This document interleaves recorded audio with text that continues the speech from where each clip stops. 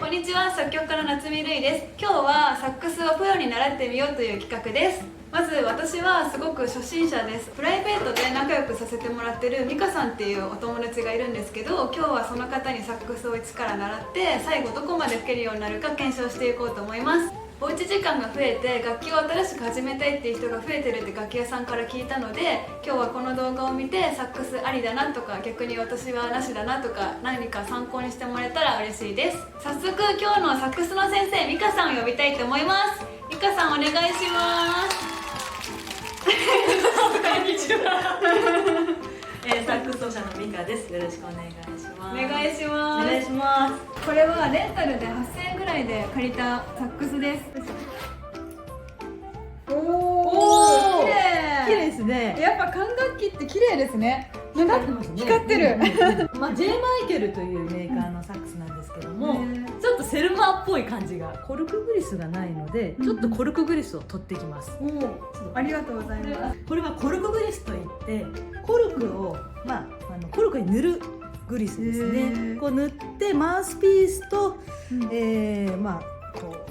滑らかに入れられるようにつけるグリスで、基本的には最初のうちはつけていった方がいいと思います。新品だとってことですか？そうですね。だんだんコルクが馴染んできて、変えたりもするんですけども。そう消耗品なんですね。そうな消耗品なんです。これ元ですか？そうです。もっと入れちゃっていいと思います。すっごいギュウギュウ持ってる。これ大事なストラップですね。はい。これストラップはサックスに、かけるこの穴があるので、ここにこのストラップの先を入れて、首から下げるようにサックスがなっています。かっこいい。かっこいい。これなんか首から下げるの憧れますね。あ、そうね。こういうふうにブラブラブラかけて、ここを持ってこのままこれは普通にバッグとかと一緒だよね。ここのあたり、ここを持って、そうですそうです。はい。そうですね。重い、結構重い。重いかもしれないですね。そうです。ちょっと。で、このキャップを取って、これネックというんですけども、これがちょっと気をつけなきゃいけないところなんですけど、必ずまっすぐ平行に、この斜めに入れると、このまま入ると、ここの溝が傷ついて、だんだんこのネジがバカになって止まらなくなるので、これぜひ気をつけてください。で、これまでがまず本体のセッティングの仕方です。楽しいですよね。で、ここからマウスピースつけて音を出していきたいと思います。そんな新品のを持ってきてくれたんですか？ああ、すいません。これリード。まずそうリードは、そうね、バンドレンなんですというメーカーなんですけども、そのスタンダードな青箱、トラディショナルという。でもこれ楽器屋でよく見る。見ます。本当にその2半って結構薄いリードなので、音は出ると思う。一つずつ放送されてます。これちなみに1枚いくらぐらいするんですか？これね、今すごく上がって多分300円とか。1枚300円もする？多分するかも。10枚入って3600円ぐらい。まあまあ高い。そう。これをですね、一なめする。一なめする。はい。そうです。唇についたかも。あ、大丈夫。これが言ってたセルマーです。あ、これセルマーですね。なんかかっこいい。いや。そう。これ中学校からもう使ってるんで。何年だろう。もう十何年。そんな持つんですね。持つんですね。そう、ヴィンテージの楽器とか結構もう何十年も前のとかやっぱ好んで使う方が多いですよね。ね、ちょっと似てますよね。確かに。ここもうちょっと。あ、本当だ。めちゃくちゃ似てるわ。意識してね作ってるんです。ここもなんかインレイみたいな。確かに。あ、本当だ。似てますね。リガチャーと言います。リードを止める器具というか、先につけてしまいます。で、向きはそうですね。止めネジが右になる。こう止めネジ持つところが右になるように。そうです。リガチャーをこう右って、私はこうやってるんですよ。上に上げて。こするぴったりに。そうです。なるべくぴったりに入れます。ちょっと難しいかもしれないです。吹きを。吹き方はちょっと楽器のマスクしてるので見づらい。これすごくないですか？楽器用のマスクらしい。管楽器の人はこういうのみんな持ってるんですか？もう。いや、あんまり持ってるる方見たことないというか、あんまりこのマスクがまだメジャーじゃないので見たことないねなんだと思うんですけど、なんだっけ、クラウドファンディングで探して購入したんですけど、ぜひなんかやっぱ安心感はありますよね。すごい。じゃあ口元隠れてるけど音出てるみたいな。あ、そうそう、普通にもうこういう感じで。面白い、すごいな。でこんな感じで出ますね。バードっていう方で、こう構えた時に、低いですよね。そしたらストラップを上に、不器用だから絡んでる。コツは楽器を自分に合わせる。ストラップが低くてそのままこうやってるしいいんですけど、絶対姿勢も悪くなりますし、ここに入ってくる角度も変わってしまうので、なるべく自分に合わせる1センチぐらいのところに歯を当てる。あ、いいですね。で歯を持ち方言わなきゃ。持ち方はですね、ここに親指を乗っけて、で人差し指、そうです、中指、薬指、そうです。で右手は親指をそうですかけて、そうですそうですそうです。でこれを離した状態、全部離して。で歯だけで、そうそうそう、なんか押してる。どこ押してます？遠い気がする。そう、ちょっとむずい。そしたらこれはメーカーによってネックの位置、ここですね、この位置変わるんですけど、この楽器はもうちょっと、あ、なるほどなるほど。そう、まっすぐ歯に対してます。そう、ぜひそう。じゃあこのどのこのリコーダーと一緒のどの音の指を、そうです。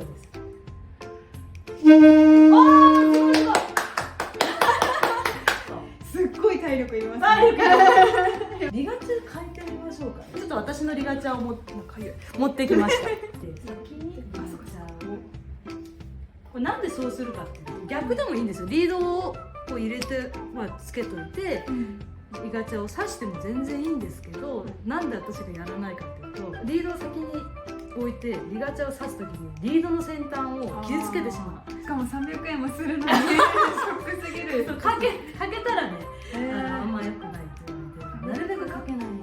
これはバンドレンというメーカーのオプティマムオプという種類ですね。こっちの方が吹きやすい。こっちの方が吹きやすい。やっぱ違う。これだけですよね、変えたの。そうこんな違う。そうこっちの方が全然吹きやすいです。私ちょっとどこのかわかんないんですよ。ちょっとノーズランドみたいなお手軽なやつなんですかね。なので、ちゃんと密閉されてないのかなって感じがします。吹きやすい。嬉しい。いい感じです。この指吹いてみましょう。こうですか。そうです。さっきのはこうです。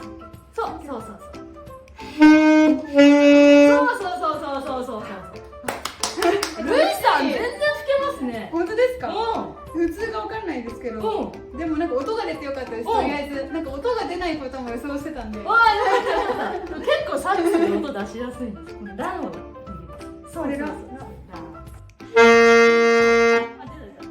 でかこんなですか？でさっきのラの指。加え方によって音変えたりするってことですか？ないんですけど、指で基本指で。音程、微調整の音程は加え方というか、ここの下唇の締め方で緩めたり、ここ。トランペットとかだと同じ節で違う音出すじゃないですか。サックスはそうじゃなくて指で。そうです。指で全部指で対応します。ルイさん多分もう1ヶ月したら全部もういろいろ吹けると思う。そんなことない。本当に。今めっちゃ顔真っ赤になってる感じの。大丈夫。全然大丈夫。綺麗ですよ。可愛いです。ありがとうございます。次はレノート吹いてみたいと思うんですけど、レノートはこことこことこことこことこことそうです。それとあとプラスしてオクターブキーというのを押しましょうか。ここですか？そうです。押し方も合ってます。で次が指を外してミの音ですね。そうです。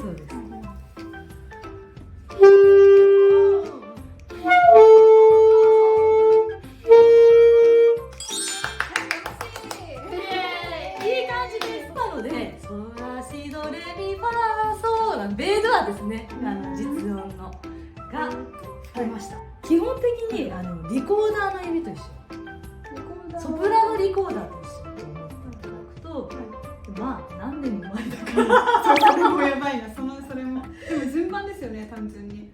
そう、シからドがこうクロスになる。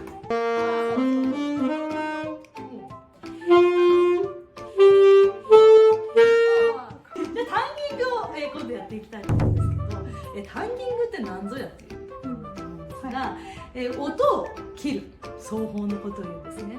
じゃあどうやるのというと、こう息をフーって出してますよね。そこで舌をこうリードに触れるんですね。下からですか？そうそうそう、こういう感じ。口の中ではリードがこうブルブルブルブルって震えてるんですよ。でこれが舌だとして、プーって一回止まりますよね。美香さんちょっと吹いてます。そうですよね。できます。とこう切る。じゃあ4拍まず伸ばしてみましょうか。いきますね。せーの。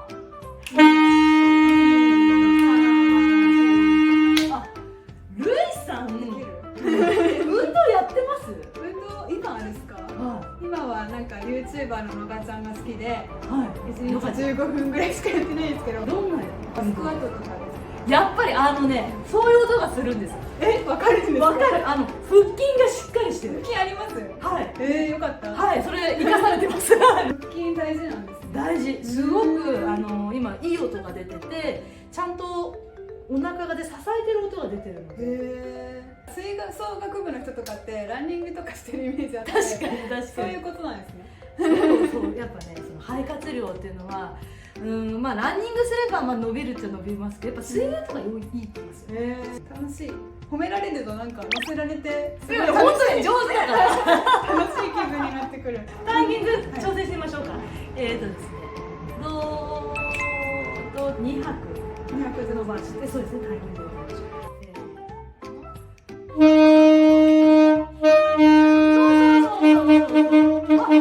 そうで適当にドドドドドってやってすごいベロ当てたら止まる。そうすごい上手、すごく上手。機械的にむずいですね。一拍ずつとかやるとそうこ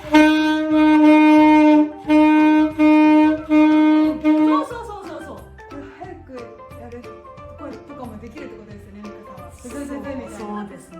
すごいな。すごく私、早くはできないけれども、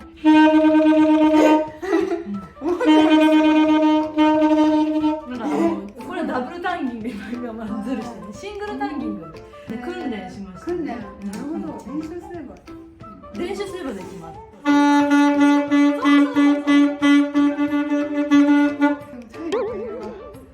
んだん細いけども、だんだんなんていうか細く入れて、省エネでいける。省エネで入れられるようになってる。奏法はタンギングとロングトーンとスタッカートみたいな感じなんですか？スタッカートはタンギングの延長線上に。これをめっちゃ短くやると。そうです。じゃあ短く吹いてるわけじゃないんですね。ベロつけて。そうなんだ。それもあるし、息を短くもう入れる。プッて吹く奏法もあったりとか、下だけのスタッカートと下と息だけのスタッカート。それって譜面上で表記違うんですか？一緒です。一緒で。で、その曲の雰囲気で変えてる。サックス奏者のさじ加減で。そうですね。そうなんだ。プラスセンスになって。センス。この状態で曲とか吹けるんですか？やってみましょう。コナンやりましょう。私がコナンやりたいって美香さんに無茶ぶりしたんですよ。なんか難しいか簡単かもわかんないですけど、コナン好きなんです。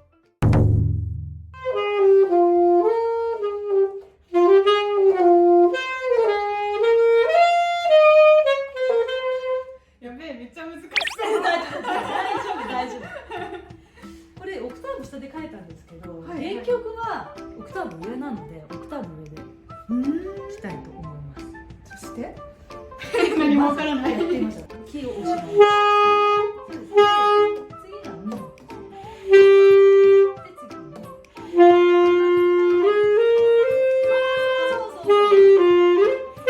そう。シのフラット、これ普通のシだったじゃないですか。ここのちっちゃいキーをこのシの普通のキーと同時に押すと、そうそうそう、これはシフラットっていう音が出るんですよ。シのフラット、はいはい、人差し指はここにずっと乗せて、そうですそうですそうです、まあその音出してみて、そうそうそう、OK です。で次の先の C、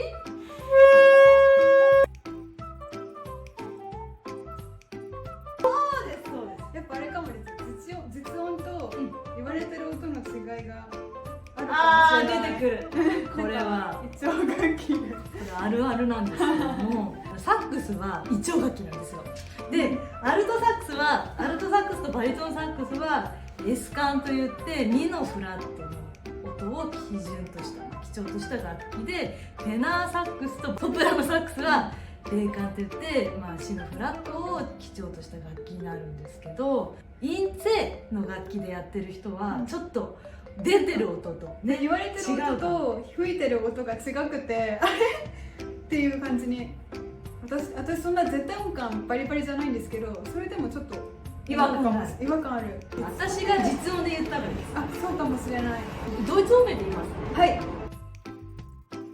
でも今日こんぐらいできたのはもう本当もう素晴らしい、本当に素晴らしい。いやでも無茶なことをサックスプレイヤーに注文するのはやめようって思いますめちゃくちゃ疲れるわ。ミカさんちょっとお手本みたいな。本当。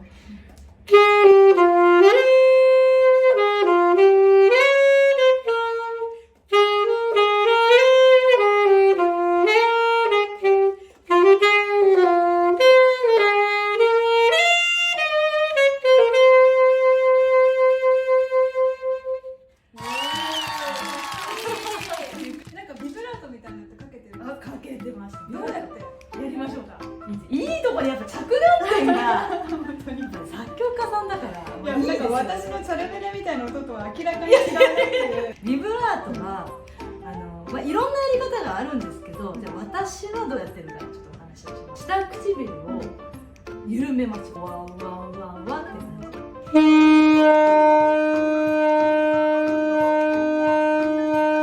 ふうにやっていくんです。結構音違いますね。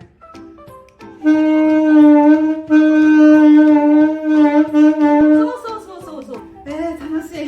楽しい。こんな感じですかね。今日は多分これ以上吹いても口が持たないかもです。なんかあれですね。意外に肺活量もだけど口の筋力がそうかもしれない。なんかだんだん口緩んじゃう。そうですよね。ここちゃんと、最初はやっぱりだんだん時間を増やしてトレーニングしていくのがいいかもしれないですよね。ちょっと初めの8小節ぐらいやりましたけど、はいはい。一回やってみてください。いいですよ。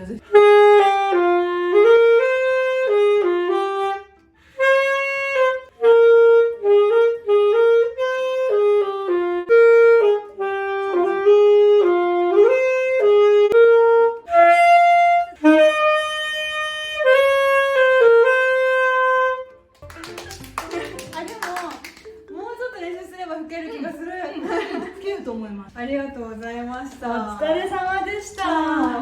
プロに見てもらえたりするんですか？選ぶ時とか。あ、もうそうですね。見てもらえたり、あとは選定品というのがあったりとか、マウスピース。まあディランちゃんの選定品ってなかなかないんですけど、マウスピースはありますね。ミカさん的にどんな人にサックスはおすすめの楽器か聞いてもいいですか？たくさん管楽器ってあるじゃないですか、はい、なんかサックス以外にもいっぱいありますけど、あえてサックスを選ぶ人はどんな人が向いてるかなと。あー、向いてる人、好きだったらぜひっていう感じ誰でもおすすめかなと思います。だんだんやっぱりサックスやってるうちにサックスっぽい性格になっていく。サックスっぽい性格ってどんな性格なんですか？目立ちたがり屋とか。そうなんだ。いくらぐらいあれば始められますか？初心者で。